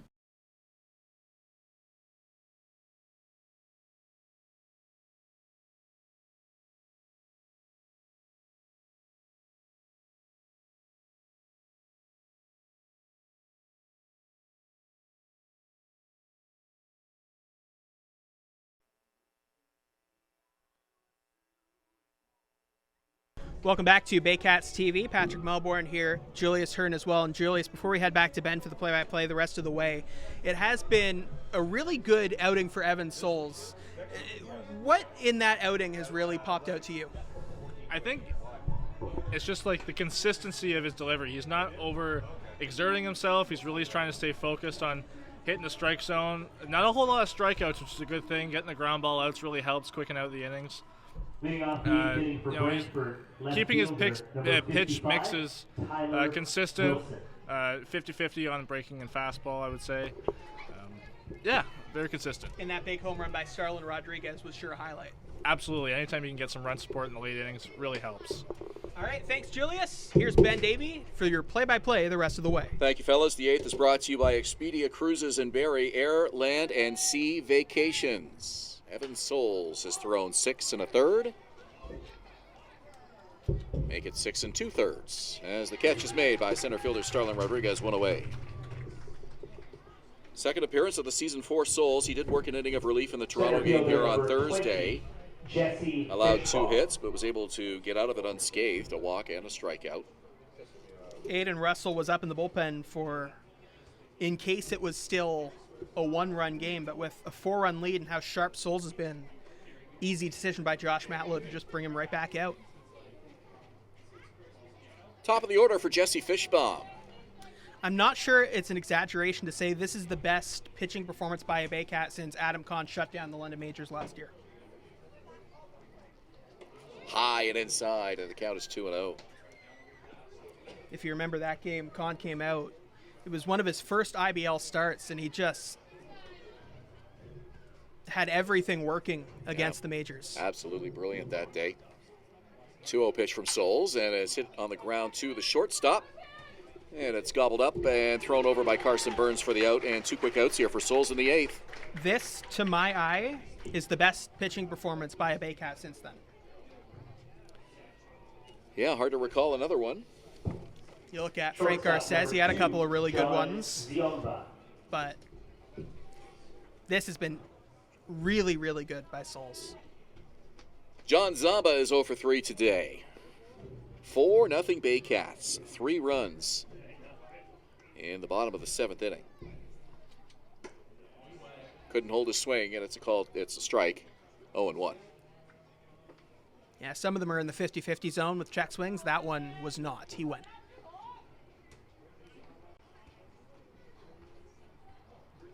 Swing and a miss, strike 2. We had activity in the Brantford bullpen. Fields was up and throwing earlier. The Red Sox bullpen quiet now. When you look at Souls normally, the focus on the velo, but that was nasty breaking stuff right there. Broke inside toward the batter, just disappeared on him. Mixes it up, and the breaking pitch is high. That should have been strike 3. Count 1-2.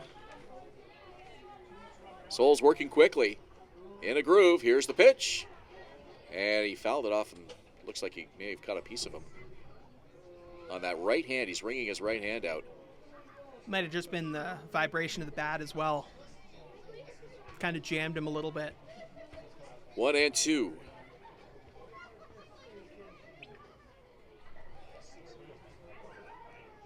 Souls to Zamba. Swing and a miss. That'll do it. That's 3 outs. Catcher Cote threw it around the infield. Didn't realize how quickly that 3rd out came. So that'll do it. What an outing for Evan Souls. Unbelievable. We go to the bottom half of the 8th inning now with Barrie on top 4-0. Danielle May Real Estate, supporting the Barrie Baycats and ready to help with all of your real estate questions. What is your home worth? Should you sell now or wait? Danielle is dedicated to your success. The next time you think real estate, think Danielle May.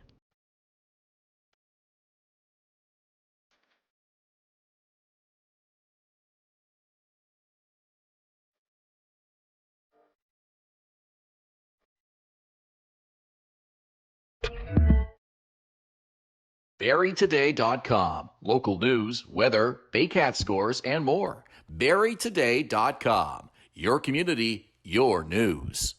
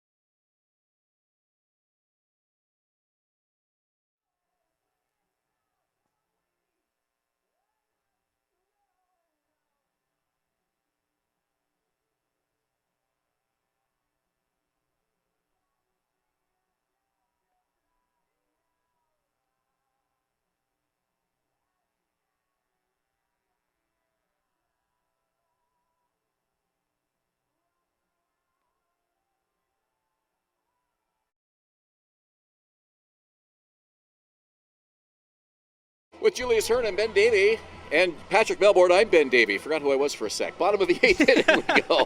It's a 4-0 lead. You forgot who you were, and you almost forgot who you were sitting next to. It's the sun getting to be here. Beautiful afternoon. Feels like summer here at the ballpark. Really does. Lots of shorts and t-shirts around the park today. No umbrellas. Everybody's soaking up the rays. And Juan Adames is back out here to pitch the bottom of the 8th inning.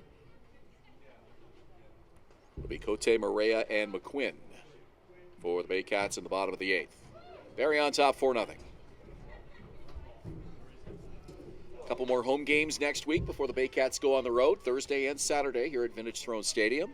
Brandon Hillier now starting to get loose alongside Chris Cox. Those are their late inning guys. It's into left field, down the line for a base hit, maybe more. Cote's going to round first. Over to pick it up is the left fielder, and it's cut off by the third baseman. Up with it, Tyler Wilson, and a leadoff double to start off the 8th inning for Josh Cote. Second double of the day for Josh Cote. He's just looked locked in. And if Cote, there's a lot of hypotheticals early on in the season. If Souls pitches like this, you wonder about his role moving forward in the rotation. If Cote hits like this, he's going to be the everyday catcher, no question. Dom Maria to bat now with a runner in scoring position and nobody out. 4-0 Baycats. You look at the depth this team has at catcher, and you have Hayden Jaco, who was the Rookie of the Year a couple of years ago, Tyler Plumpton, who's a veteran leader that all the pitchers love pitching to, and then the two young guys in Josh Cote and Dylan Shepard. And this team is set at catcher for a long time. And then on top of that, you have James Anderson playing left field tonight, who can also come in and catch. And Lacasse. Yeah, good point. A lot of guys there that can don the gear if needed. This one hits a left center field, and it will drop in front of the left fielder, Tyler Wilson. They're going to hold Cote at third. He had to be careful. Couldn't get too far off the bag there at second, just in case that one was caught by Wilson, but it fell in front of him, and it puts runners on the corners now to lead off this 8th inning. Left fielder number 47, Brad McQuinn. I think technically Rio came up as a catcher too, although he hasn't caught in a few years now. So you have about 7 if you really need them. I've never heard of a team with 7 catchers before, but some good options there for the Baycats. Brad McQuinn came on as a pinch runner for James Anderson when he drew a walk in the 7th inning. So this is McQuinn's first at bat of the day. First pitch swinging, and he fouls it off to the left side. McQuinn looking for his first hit of the season. He's 0 for 2. Scored a run in the Toronto game. Bats with runners on the corners here and nobody out in the 8th. Pitch from Adames, and it's inside and low. Count 2-1. Number 9 hitter Carson Burns is on deck.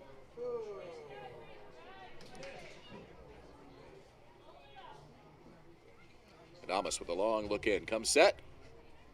Here comes the pitch. Inside again.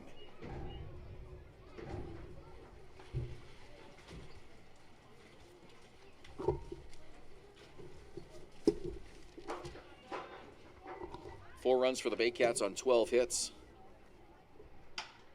Third base side, and it's into left field. That'll be an RBI single for Brad McQuinn. Rounding second and heading into third is Dominic Maria, and he's in without a throw. 5-0 Baycats here in the 8th. What a bounce that took. You sometimes see odd bounces here at Vintage Throne Stadium off the grass for whatever reason, and that was one of them. Took a really sharp one off the ground and just made it impossible for Kieran Bowles. Really well done by Brad McQuinn to put it in the right spot. And now speed on the base pass at second base. And a run in. And this game's starting to unravel on the Red Sox as they took a 1-0 deficit into the 7th inning. Had a good chance to maybe pull one out here at Vintage Throne Stadium, but now Barrie up by 5. Looking for more with 2 in scoring position and nobody out here in the 8th.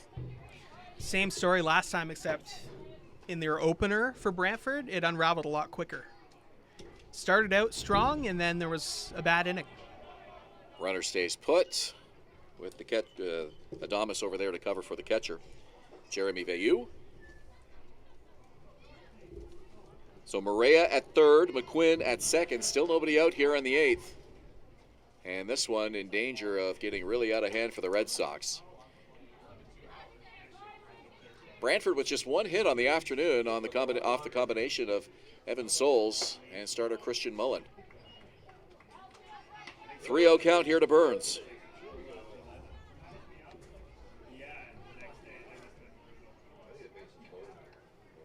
Burns looking for his first hit of 2023. Here's the pitch, and it's high and away, ball 4.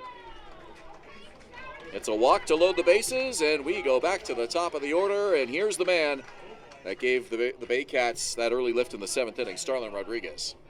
And that was a non-competitive at-bat, 4-pitch walk. So with the bases loaded, they are going to go to the bullpen once again. Juan Adames, unfortunately for the Red Sox, just not effective in his outing today.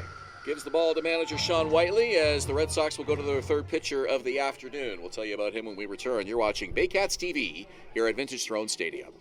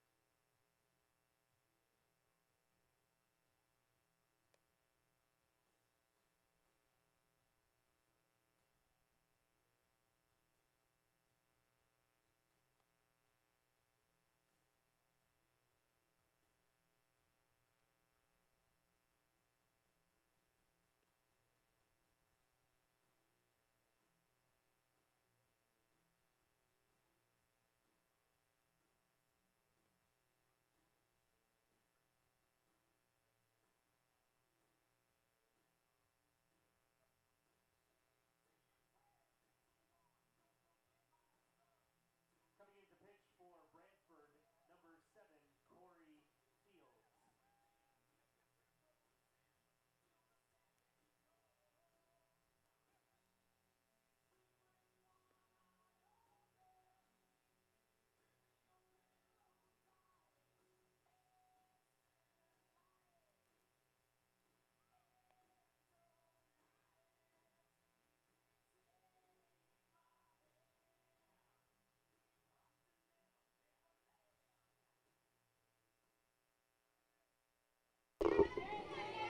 Bottom of the 8th inning, and Corey Fields will come on to pitch for the Brantford Red Sox and try to stop the bleeding as Barrie looking to add to their 5-0 lead here in the bottom of the 8th on this Sunday afternoon at Vintage Throne Stadium.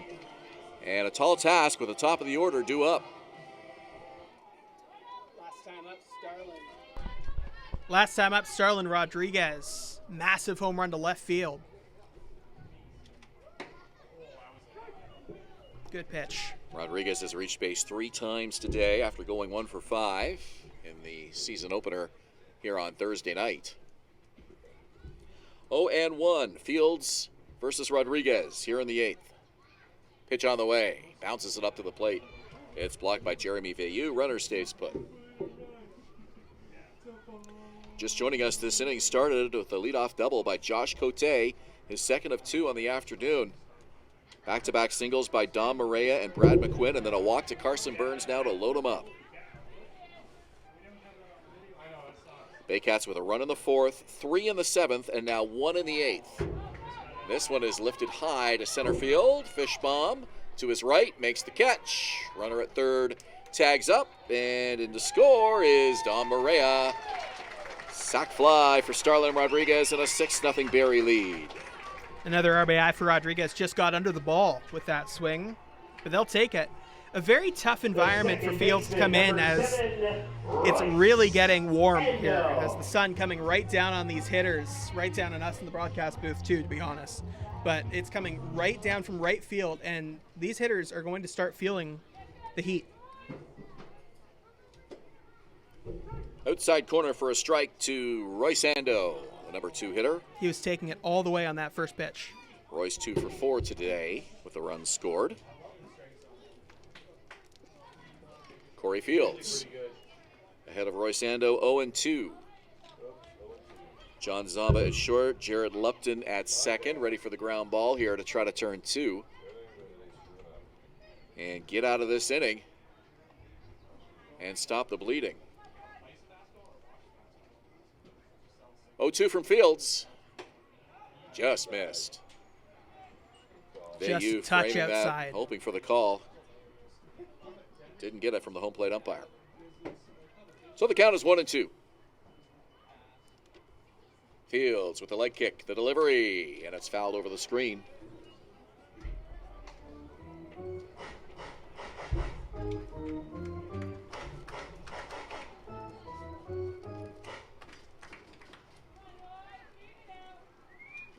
Red Sox.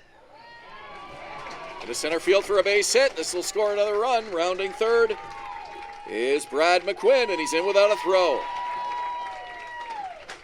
RBI single for Royce Ando.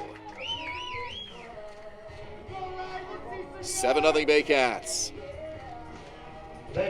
Burns to second. 27, Ryan Rio. The Red Sox had to take Adames out because he wasn't in the strike zone at all. Non-competitive at-bats, a 4-pitch walk, but then Fields comes in and he's almost too much in the strike zone. That last pitch did not fool Royce Ando, and now a very tough hitter in Ryan Rio coming up. You cannot be in the strike zone with your misses too much with Rio. Well, this score can get ugly in a hurry with Rio at the plate, 2 on, still just 1 out, and Barrie on top now 7-0 in what was a very close ball game going into the bottom of the 7th. A 1-0 lead unraveled on Jeremiah Sucre and Juan Adames. A strike to Rio makes it 0-2. Fans want Ryan to swing the bat. No balls, 2 strikes. Fields comes set, checks the runner. Here's the pitch. Rio lifts it high, but it'll stay in the park. Left fielder over for it. Wilson makes the catch. 2 out in the inning. Right fielder number 54. Christian Kuzemka will be the 8th Baycat to bat here in the 8th. I think that was slightly misjudged by Carson Burns on second base. He should probably be at third right now. Marcel Lacasse is on deck. That's a bit nitpicky considering the context. But Well, 7-0 ball game. yeah, but Burns will probably be thinking the same thing. You think in a closer score he Yes, tests the arm of Wilson and takes the extra 90 feet? I think absolutely he does. To the second baseman. They shovel it to short. Zamba steps on the bag for the out, and that does it for the Baycats. But they score 3 more and make it a 7-0 lead through 8 innings. We go to the 9th. Barrie comfortably on top. You're watching Baycats TV.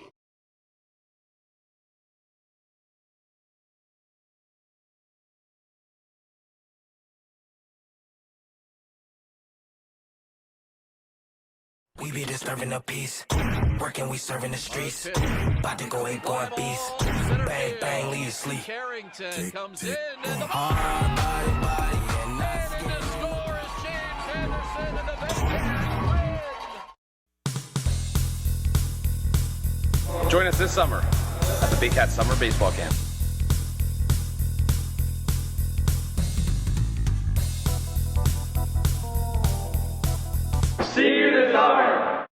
Premier North Windows and Doors is a proud supporter of the Barrie Baycats, locally owned and operated and specializing in window replacement and door installation. Simcoe County's #1 choice for windows and doors.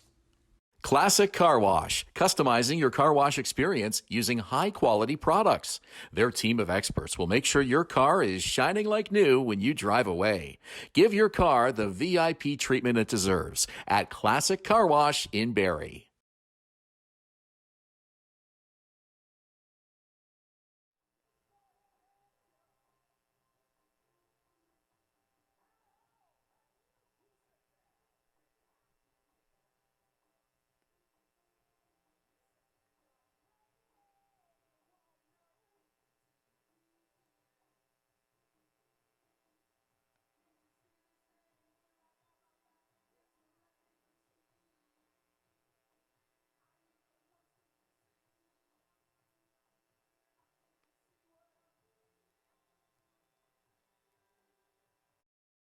To the 9th we go, and a 7-0 Baycat lead on this Sunday afternoon. Good to have you on Baycats TV with us today.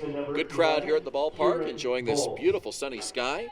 Kieran Bowles will be up to face Evan Souls, who has pitched the game of his career. 1 hit in 7 1/3 innings of relief today. Just tremendous stuff on the mound today. Has his movement on the breaking pitches. It's at its absolute best, and he's got the velo where he needs it to be. He's retired 6 in a row and shows no sign of tiring. And the biggest thing for him, too, is that his control has been spot on today. None of his pitches are betraying him, going where he doesn't want them. 3-pitch strikeout. My goodness, Evan Souls. If you eliminate the error on Marcel Lacasse on that ground ball in the 7th inning, if you remove that, Souls has retired 13 in a row.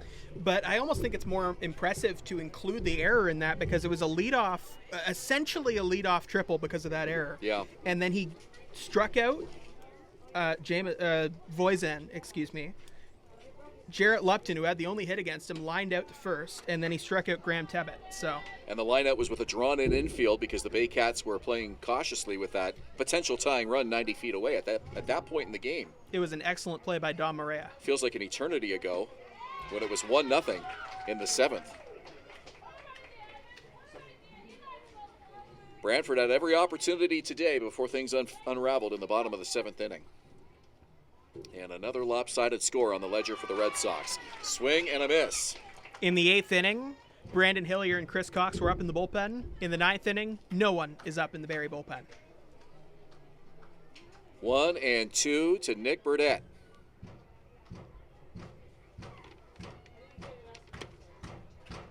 Here's the pitch. Oh, just missed.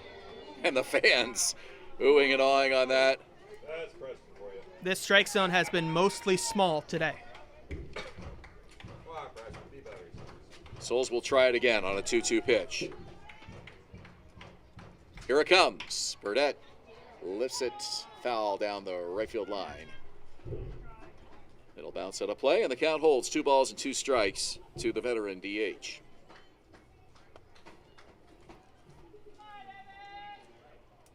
Lots of encouragement from the crowd here for Evan Souls. They want to see him out here to finish this one off in the 9th inning. Here's the pitch on the way. Fouled away again, and a good at bat as Burdett is battling. Always a tough out. Souls still has not reached 100 pitches yet today. That's amazing. When you think about it, he came in with 2 outs in the first. 2-2 pitch, and it's high. He's at 96 as of that one. Hat tip to Julius Hern for helping us out with that. 5 base runners for the Red Sox, and only one of them a hit. Make it 6 base runners now with the walk to Burdett. And Jeremy Veilleux. 12, Jeremiah Veilleux. That's the 3rd walk of the game for Evan Souls.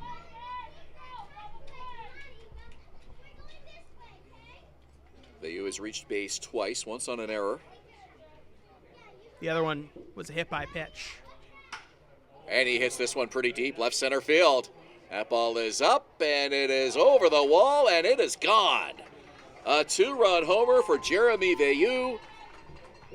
Brantford getting on the board here. 7-2 ball game. And now Brandon Hillier starting to warm up quickly.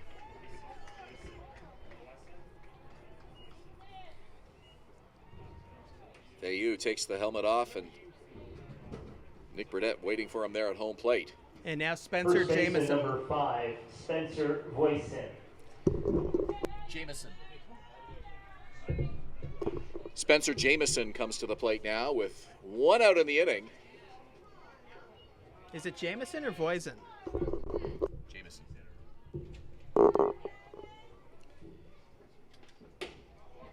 Back with a fastball, and it's high. Count 2-0.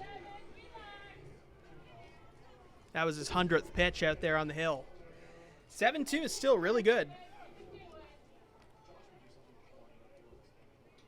Jamison came on defensively for Spencer Voisin. And now a 3-0 count.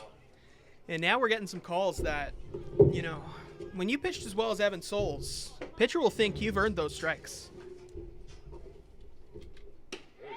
And a called strike on the 3-0. Red Sox showing lots of patience, and why not at a 7-2 ball game? Really testing the arm of Evan Souls to see how much he has left. 3-1 pitch, and this one's hit to right field. And a couple of steps back for Kuzemka, makes the catch. And there's 2 out in the 9th. Manager Josh Matlow wants to let Souls finish it. You can just sense that.